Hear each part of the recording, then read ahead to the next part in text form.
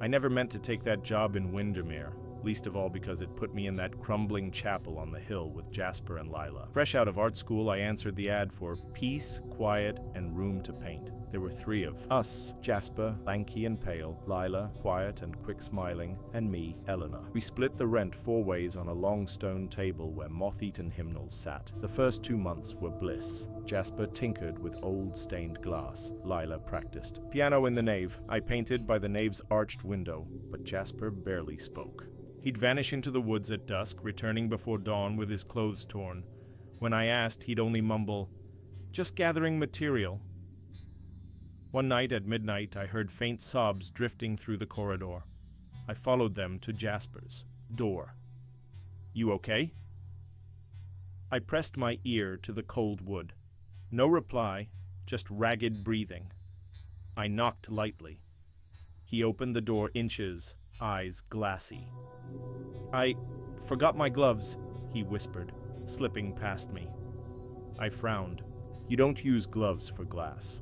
He hesitated, then shut the door so hard the frame rattled. My heart thumped. The next evening, Lila invited me to the kitchen for tea.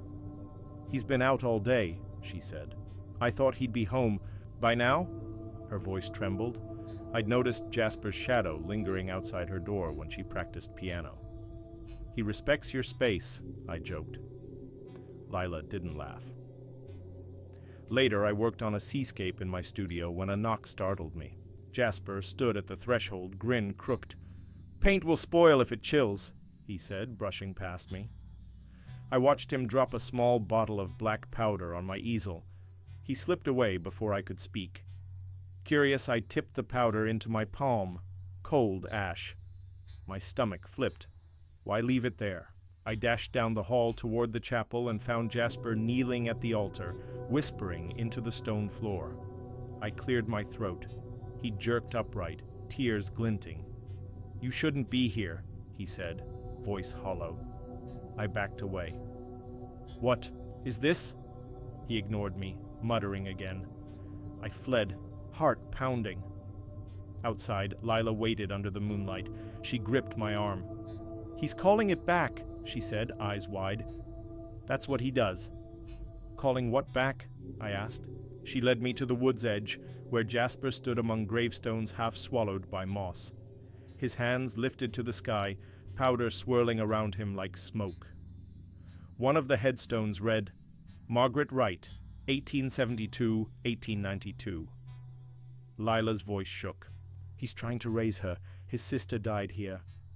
I watched as Jasper chanted, eyes rolling. Branches groaned. I grabbed Lila's hand. "We have to stop him." She nodded, and together we sprinted toward him, shouting his name. The powder erupted in a blinding flare. Jasper collapsed, eyes empty. When I woke, the powder was gone, and Jasper lay trembling. "I'm sorry," he whispered. Lila and I helped him back to the chapel. He never spoke of his sister again, but I moved out. The next morning before sunrise, unable to stay another night in that hollowed place. Josephine had always wanted a fixer-upper, so when the old lighthouse on Pollen Key went up for rent, she jumped at the chance. She figured the solitude would help her finish her novel. I was her assistant, documenting the renovations. We arrived on a fog-choked Thursday, unloading tools at sunset. The first nights were peaceful, waves lapping against the rocks, the keeper's lamp flickering in the tower above. But on the third night, I woke to a rhythmic tapping on metal. I peered out. Josie was at the base of the spiral stairs, hammer in hand, torchlight dancing as she worked on loose rivets. "Everything all right?" I called. She jumped. "Just found a leak," she said, voice tight. "I'll be up in a minute." I nodded and returned to my bunk. At 2 a.m., the tapping resumed, slower, deliberate. I climbed the stairs, surprised to find the workshop empty. My flashlight beam swung to reveal footprints in sawdust leading toward the window. Outside, the gulf sparkled under a clouded moon. I shivered and turned back, but the door to the generator room creaked open. "Josie?" I whispered. No answer. The tapping now came from inside the generator. I cracked the door. Rusted gears were turning, though the engine was off. Suddenly, Josie's laughter echoed above me. I dashed up the final flight to the lantern room. She stood by the glass dome, back to me.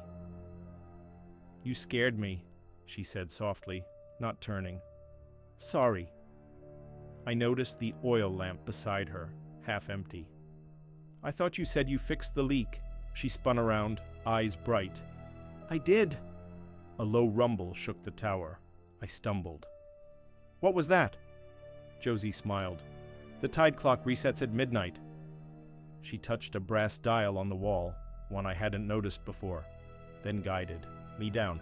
"Come on, it's late." I hesitated. In the stairwell, footsteps echoed above. I peeked up.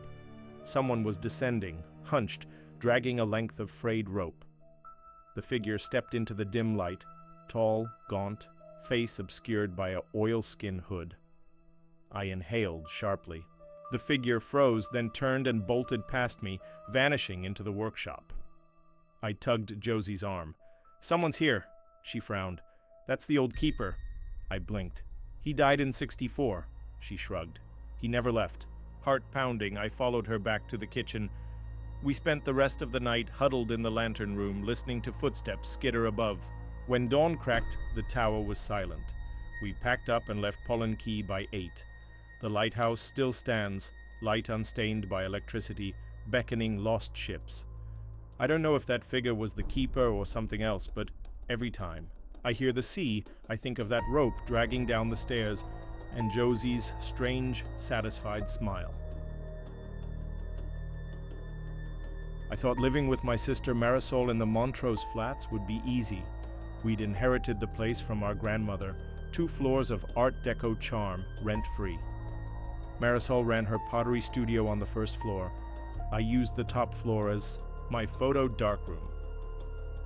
For weeks, everything was cozy. Paint-chipped banisters, Mrs. Yang's cat napping on the windowsill, the scooter buzz outside. Then came the tapping. It started at exactly 11:11 p.m. each night. 2 knocks, a pause, 3 knocks. I chalked it up to old pipes or birds. One night I snapped film in the darkroom when the tapping came again. I whispered, "Marisol, do you hear that?" No reply. I crept to her studio door, ajar. Inside, clay lay scattered, her pottery wheel spinning slowly on its own. I reached in and stopped it. "Marisol?" Silence. "Get out," a voice hissed. I stumbled back. Marisol sat cross-legged on the concrete floor, eyes fixed on me. "You shouldn't be here," she said softly. I nodded, backing away. "I'll come back later." She didn't look up as I fled. The next evening I stayed up until midnight. At 11:11 I heard the knocks again, this time on my door. 2 knocks, pause, 3 knocks. I yanked it open. Mrs. Yang's hallway was empty, but I glimpsed a figure vanishing down the stairs, tall, shoulders hunched, hair plastered to the neck. I chased down the stairs, heart thudding. The figure paused at the bottom, turning. I froze. It was Marisol, except her eyes were milky white, skin chalk pale. "Don't follow me," she whispered, voice layered with something else. Then she ran into Mrs. Yang's apartment. I knocked, frantic. Mrs. Yang didn't answer. I peeked through. The peephole, the door stood open. Inside, candlelight revealed Marisol kneeling by the mantel, chanting. Photos of our grandmother lay face down on the rug. I stepped back, bumping into someone behind me. Another Marisol, normal-looking, terrified. "They switch," she gasped. "Every night. I'm stuck upstairs." I tried to process. One Marisol was trapped down here, while the other prowled the halls. "Which one's you?" I stammered. She pressed my shoulder. "Help me rotate back." Above us, the chanting stopped. The pale Marisol returned, calm and content. She smiled at me in the dim light, red clay speckling her teeth. "Who are you?" she purred. I seized the normal Marisol's hand. "Run!" We bolted up the stairs. Behind us, the pale sister's laughter echoed, merging with our own pounding footsteps. Now I sleep in my car, waiting for day. At 11:11 each night, I still hear the tap stew pause 3 as if counting down until she finds me again.